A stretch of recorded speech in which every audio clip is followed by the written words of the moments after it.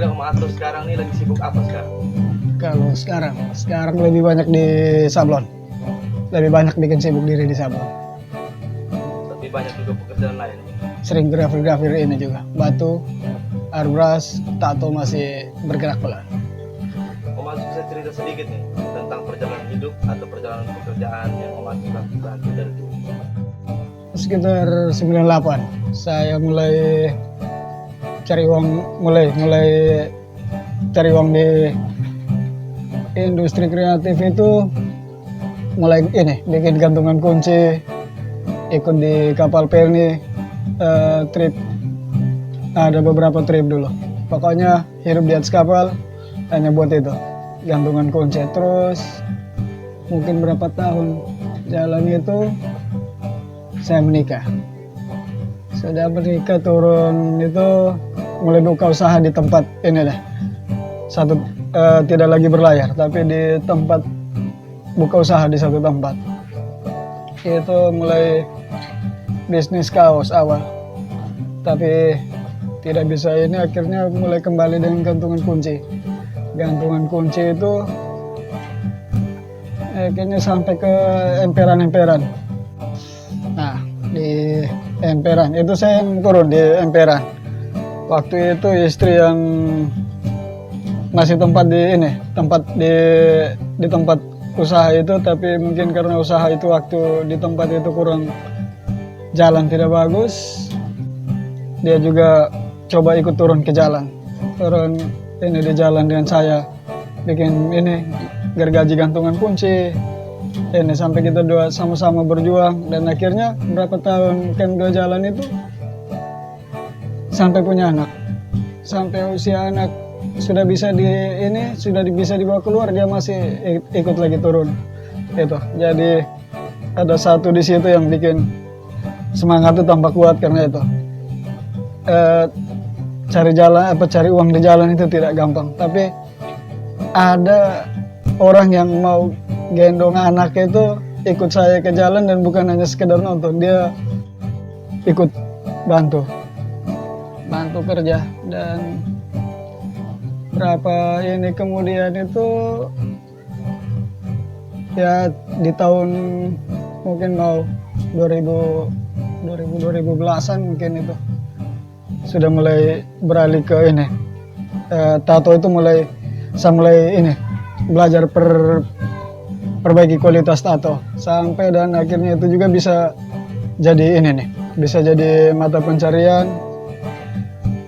Di situ saya berkembang sampai 2016, lewati beberapa event, dan akhirnya sampai tidak tahu kenapa jenuh sendiri dengan ini, itu dunia tato.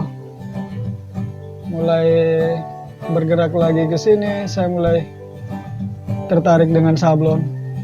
Sebenarnya tertarik itu 75%, 25% tuntutan hidup. Jadi itu yang bikin ini. Tapi semua apa yang saya kerja dari zaman dulu sampai hari ini semua masih jalan. Tidak ada yang ditinggalkan, hanya ada yang bergerak pelan.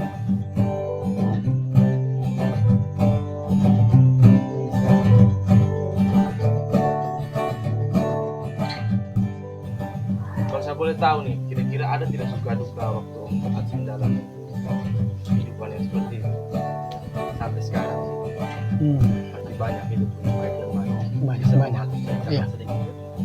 Kalau suka duka ya kita kembali ke ini Mas, kembali ke masa paling berat itu yang di jalan, dan itu saya tidak sendiri. Saya dengan istri terus bawa anak. Kalau yang kita stay di emperan toko itu kan kapan kita mau balik, kapan saja bisa, dan itu siang. Ini pengalaman yang berat itu kan kadang kita harus kejar. Dulu tuh ada nama apa di sini, rona-rona. Nah, kejar rona-rona. Jadi rona-rona tuh dia bukannya malam, terus ada anak kecil, tapi saya butuh bantuan dan tidak ada teman yang bisa bantu. Jadi satu-satunya yang bisa bantu saya itu hanya istri. Jadi anak di tengah kecil sambil beberapa, saya dengan istri ini. Itu yang mungkin bukan pahit, hanya mungkin indah untuk dikenang.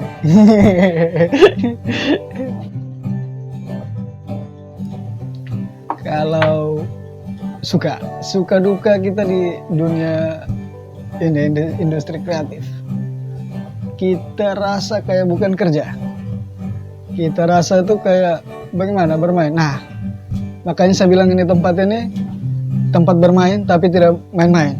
Kenapa? Karena itu kita rasa kayak bukan kerja, kita tahunya bahwa ini kita bermain karena ada di hobi, tapi mainnya serius karena menghasilkan. Om Atos, saya kenal Om Atos dulu sebagai seorang pang. Saya mau tahu nih, sedikit kaitan mungkin pang dengan pekerjaan yang Om Atos geluti sekarang, kira-kira ada? Pang dengan pekerjaan yang sekarang, pang yang bawa saya sampai ke sini. Karena mungkin ideologi itu yang bikin semangat kaum pekerja, itu yang tertanam kuat di saya punya diri, jadi tidak bisa terlepas. Justru dia tuh yang dia punya kaitan erat, dia yang bikin saya untuk semangat seperti begini nih. Mungkin bisa semangat, tapi dia yang bikin lebih semangat lagi.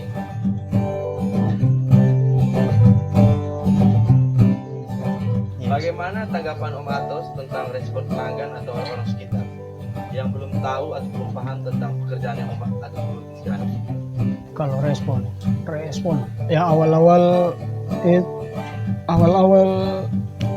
kita bergerak juga sedikit susah ya untuk ini nih jelaskan ke mereka, karena banyak yang berpikir sablon tuh ya kita umum sablon saja, maksudnya sablon dulu salah satunya, mungkin yang lain nanti sablon umpamanya. Itu orang banyak berpikir itu tuh print, jadi apa, tidak punya proses yang panjang, dia tidak punya ini, jadi dia orang tahunya mereka kasih kita ini bahwa saya mau bikin begini. Orang tidak berpikir kalau ini ada proses kerja, ada yang mau dikerja dari awal sampai nanti akhirnya sampai jadi segitu. Jadi banyak orang, jumlah dia orang tidak perhitungkan, ini dia punya jumlah warna orang tidak perhitungkan. Jadi dia maunya seperti itu. Kita sepertinya diwajibkan harus bisa, tapi sebenarnya ada proses di situ yang mungkin apa istilahnya, customer atau teman-teman di luar itu yang harus tahu bahwa kita harus lalui pengerjaan gambar atau edit kembali di komputer, terus kita harus bikin master lagi. Itu ada istilah obat abdruk, terus disemprot, terus istilah gusut, turun cat dari kain screen ke kaos, pengeringan. Itu proses yang panjang. Nah, di situ yang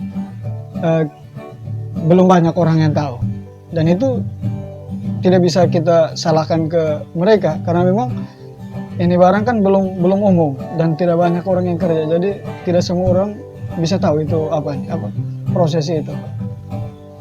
Jadi semampu kita harus bisa jelaskan ke mereka. Satu, kenapa mahal? Karena itu ada proses yang panjang yang harus kita bikin itu. Ada proses panjang yang harus kita bikin. Yang kedua, masalah waktu. Itu juga berkaitan dengan ini juga proses. Nah, masalah jumlah. Tidak mungkin kita mau bikin 15 master hanya untuk jadi satu baju. Nah, itu juga yang perlu mungkin teman-teman orang-orang di luar tahu ya begitu. Jadi tidak, karena mungkin ada yang kecewa, dia ini kita minta satu dia tidak mau ini. Nah, itu yang perlu kita jelaskan ke ini orang bahwa dia ada proses, ada ini. Kalau itu sebenarnya bisa saja kita kerjakan satu kaos dengan yang banyak master yang banyak. Hanya yang jadi masalah kalau kita sebut harga, kita bakalan orang bilang kita orang gila karena harganya pasti gila. Siapa mau kerja panjang hanya dengan satu ini? Bagus kalau dapat untung. Jadi respon kayak begitu banyak respon yang ada negatif, ada yang ini. Tapi kita berusaha saja dulu jelaskan. Kalau dia sudah pernah satu kali order, terus kita jelaskan dia mampu ini, terus dia datang berikutnya lagi, ini berarti dia bukan tidak mengerti, tapi pura-pura tidak mengerti berarti.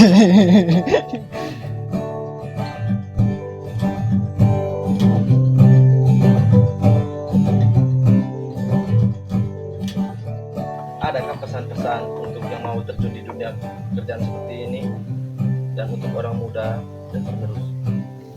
Kalau untuk yang mau terjun di bidang-bidang bidang ini, saya rasa intinya tuh fight dulu. Maksudnya lakukan dulu. Tidak usah permasalahkan skill, jangan permasalahkan modal. Intinya niat usaha dulu, niat kerja, niat belajar. Ini bisa jadi ingat siapa anak punya bahasa di saya. Dia bilang, "Bapak, saya butuh usaha untuk jadi uang, bukan butuh uang untuk jadi untuk bikin usaha." Itu yang saya pegang, jadi kekuatan juga untuk saya tadi ngomong begitu. Nah, ini pesan-pesan mungkin untuk teman-teman atau anak-anak muda yang sekarang, bangun sudah, jangan lagi mimpi, harus jadi ini, bangun sudah, wujudkan kau punya mimpi itu. Dulu kita terinspirasi dari orang, sekarang kita harus jadi inspirasi, orang harus terinspirasi dari kita. Ingat, parang itu tidak ada dia langsung jadi parang, pasti awalnya dia dari fer yang tebal, besi yang tebal, diasah sampai dengan dia tajam. Kita orang muda harus mental seperti itu, asa terus. Tidak ada orang yang tidak bisa, tidak ada orang yang tidak mampu. Dan buang alasan, otak sudah penuh dengan ini, tidak ada. Jangan alasan bahwa saya sudah capek, tidak ada. Berusaha selagi masih muda. Karena kita yang di dunia wira swasta tidak ada jaminan masa depan. Jadi kumpul dari sekarang untuk tenang di masa tua atau tenang di masa sekarang, menderita di masa tua. Baik anak muda.